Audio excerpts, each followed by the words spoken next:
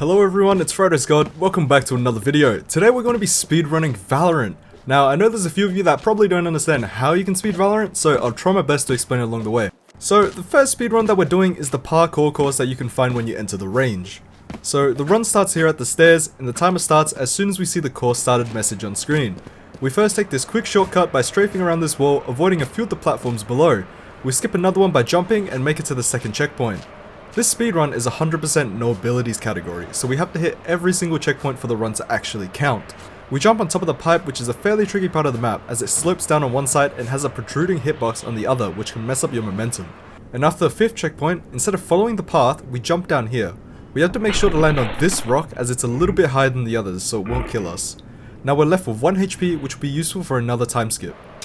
We get onto the zipline, and instead of riding it all the way up to the top, we get off at this ledge here as a small shortcut to the next checkpoint. We jump onto the roof here to activate the checkpoint trigger and jump down to kill ourselves. Now, what I was trying to do was land on this ledge here since I had 1 HP so I could save some time instead of having to fall into the void. But as you can see, I overshot it by quite a bit, so we lose about a second there falling further down. We respawn at the checkpoint we triggered, which brings us to the next section. We strafe around this wall onto this bench, which actually killed a lot of my runs due to it being sloped and having a weird hitbox. We got onto this line and strafe across into the tower.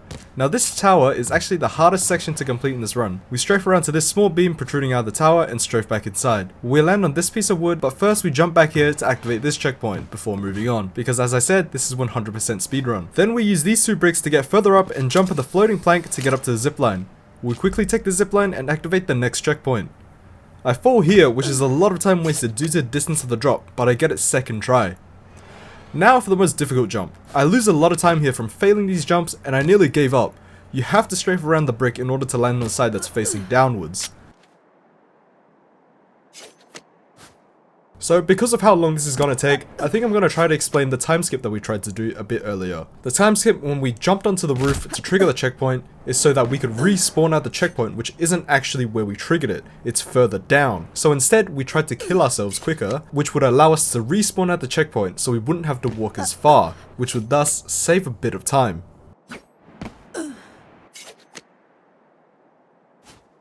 I finally land it and start lining up the next jump. I get the next jump's first try and now it's the final stretch.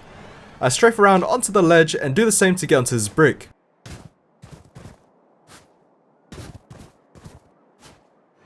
I do the same thing again to get on this brick.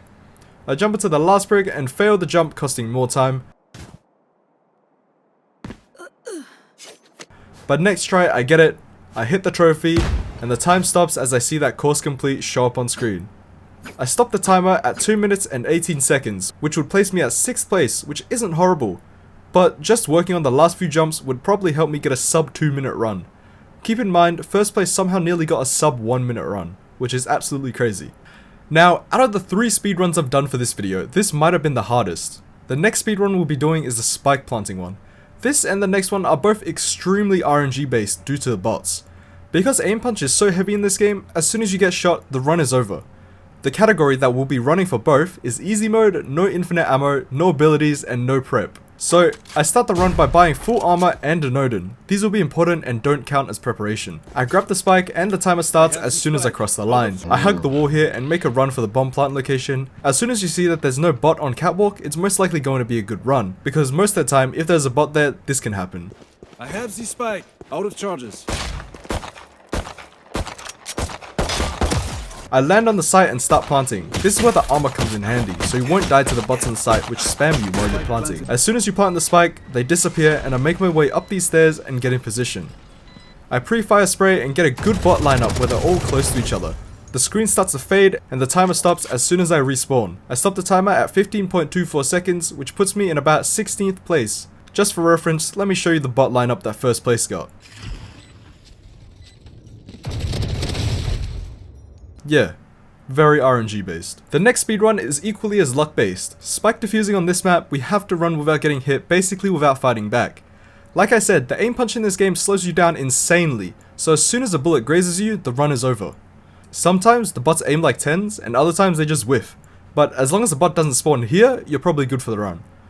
So in this run, we hug the wall and the timer starts as soon as I cross the line.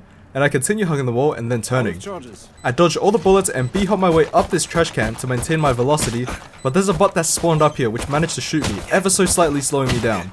I start defusing and shaking out the bot because of how many runs I've lost to it. I defuse the bomb and the screen fades black, the timer stops as soon as I respawn. And I stop the timer at 15.11 seconds, which puts me at 19th place on the leaderboard. So, that's it for this video. If you enjoyed this and you aren't subscribed yet, please do and check out some of my other videos. Apart from that, thanks for watching and I'll see you all in the next video.